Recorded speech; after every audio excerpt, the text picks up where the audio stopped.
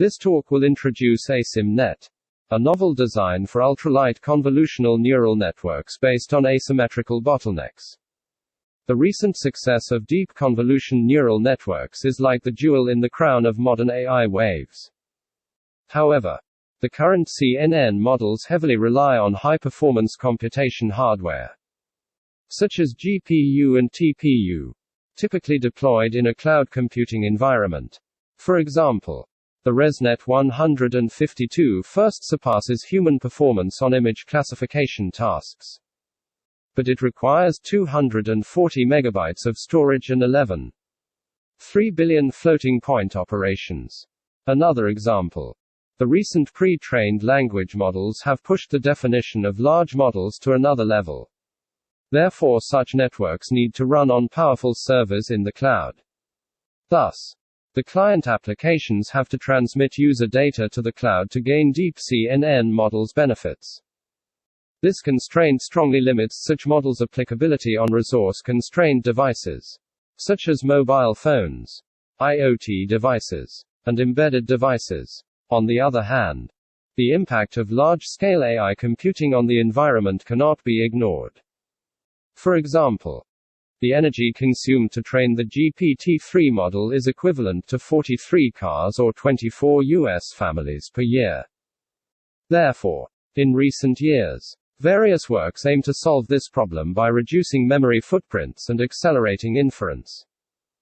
We roughly categorize those works into the following directions.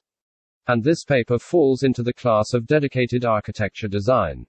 Image classification models serve as a cornerstone in various applications. These different network architectures have evolved over the past few years. Just like Tony Stark's armored suit, we can see that MobileNet v3 is probably the most efficient and most popular backbone model for mobile applications. The MobileNet v3 includes two very effective design choices: depthwise separable convolution and the inverted bottleneck block. The depthwise convolution layer applies a single 3x3 filter to each input channel to learn the spatial correlation, and then applies a 1x1 convolution to learn the channel correlation. Thus, in the inverted bottleneck design, the first pointwise convolution expands the information flow, increasing the capacity. The depthwise and the second pointwise convolution are responsible for the expressiveness.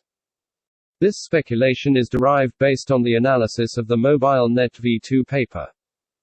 Another strategy frequently used in recent works is the cheap operation for more features. For example, they are used in ShuffleNet v2 and GhostNet. The input feature map in ShuffleBlock v2 is split into two equal channels of narrowed feature maps. One is transformed with a particular bottleneck block without internal dimension changes. The other keeps unchanged until concatenated and shuffled with the altered feature map. In the ghost block, more cheap features are created by copying features and using depthwise convolutions. Based on the saved computation, the ghost block can have more convolution layers. The table shows the complexity evaluation results of different types of convolutions of MobileNet models. We observe that the computation overhead is mainly concentrated on the pointwise convolutions. If we want to reduce the computational complexity, the optimization of this part is the first choice. Our proposed idea, in short, is to apply the feature reuse strategy on the first pointwise convolution for effectively saving the computation. And we correspondingly extend the feature flow of the depthwise and the second pointwise convolution layers, where we think they are more critical for the expressive ability. Overall, we keep the computation budgets unchanged. To this end, we propose two slightly different block designs: pruned block and asymmetrical block. We verified AsymmNet on 5 different vision tasks and obtained the following two conclusions. 1. Compared with MobileNet v3, AsymmNet can generally get a better or same level of accuracy. 2. Especially in the interval where the number of multiply accumulation operations is less than 220 m. The performance of AsymmNet is fairly better than that of MobileNet v3. Thank you for listening. For more information about this project, including code and paper, please visit our website.